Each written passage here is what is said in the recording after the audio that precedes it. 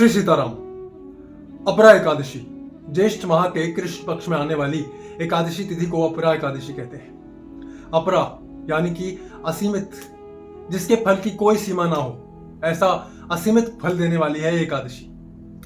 इस एकादशी का विधि पूर्वक पालन करने से ब्रह्म हत्या, झूठ बोलना, झूठी गवाही, गुरु निंदा आदि जितने भी पाप हैं सबसे मुक्ति मिल सकती है। और ये मैं नहीं कह रहा हूं, ये ब्रह्म वैवर्त पुराण में लिखा हुआ है, आप जाके पढ़ सकते हैं। ये एकादशी प्रेत योनि से भी मुक्ति दिलाती है।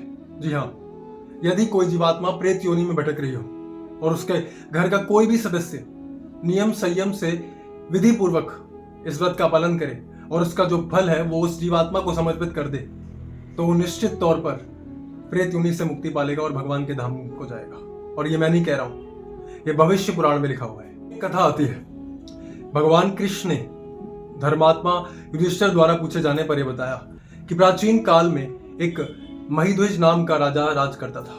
वो अत्यंत ही दानशील, धर्मात्मा और न्यायप्रिय राजा था। लेकिन उसका जो छोटा भाई था वो अत्यंत क्रूर, पापी और अधर्मी था।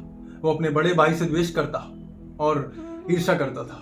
वो उसका राज्य हड़पना चाहता था। एक बार उसने अपने साथियों के साथ मिलकर एक षड्यंत्र रचा और अपने राजा भाई महिध्वज को मारकर एक पीपल के वृक्ष के नीचे गाड़ दिया, जहां कोई अमूमन आता जाता नहीं था। क्योंकि उस राजा की अकाल मृत्यु हुई थी और उसका विधि पूर्वक कोई भी संस्कार नहीं किया गया था, इसलिए उसकी आत्मा प्रेत योनि में भटकने लगी उसी पीपल के पेड़ के नीचे, और आने जाने वाले लोगों को परेशान करने लगी, डराने लगी। संयोगवश उसी स्थान से एक महान ऋषि धौम्य अपनी यात्रा के दौरान उस स्थान से गुजर रहे थे।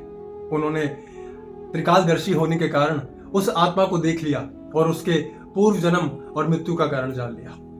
उसकी मृत्यु का कारण जानकर उन्हें बड़ा ही दुख हुआ कि एक धर्मात्मा राजा प्रेत योनि को प्राप्त हो गया है।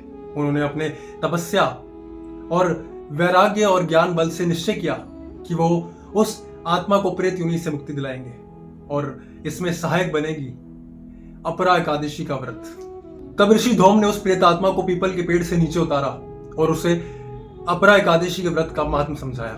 फिर उन्होंने स्वयं इस व्रत को विधि पूर्वक किया और उसका पुण्य फल उस प्रेत आत्मा को प्रदान कर दिया जो पूर्व जन्म में महिध्वज नामक राजा था।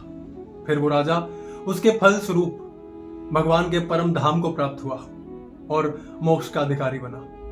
तो आप भी अपने पूर्वजों के लिए इस व्रत को कीजिए।